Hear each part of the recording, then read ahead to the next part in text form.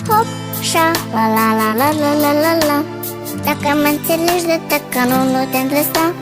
Hop, șa, la la la la la la li. Dacă știi să nu mergi, număr 1, 2 și...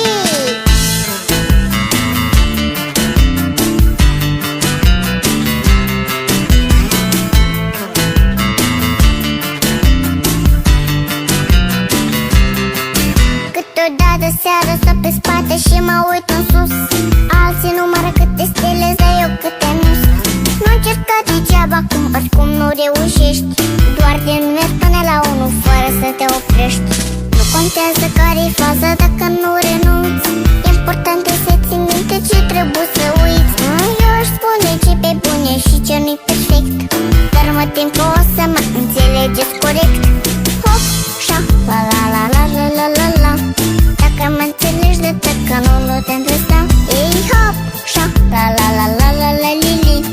Dacă știi să nu mergi, număr 1, 2 și...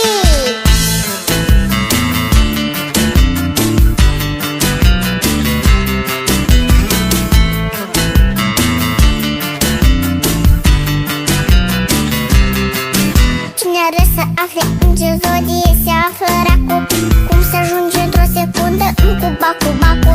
Și cu ce viteză ar trebui să ne oprim, care antonimul la cuvântul sinonim.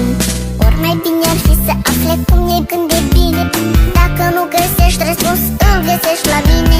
Pentru că deja sunt mică și am înțeles la ce vârstă mă împlini 3 ani. Mamă, ce succes! Hop, șa, la la la la la la la la.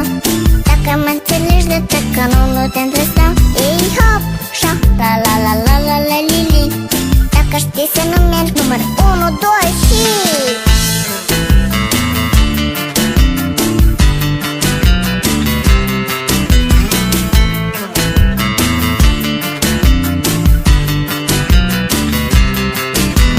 Hop, șa, la la la la la la la la.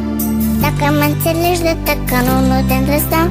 Hop, șa, la la la la la la li. Dacă știi să nu mergi, număr 1, 2 și...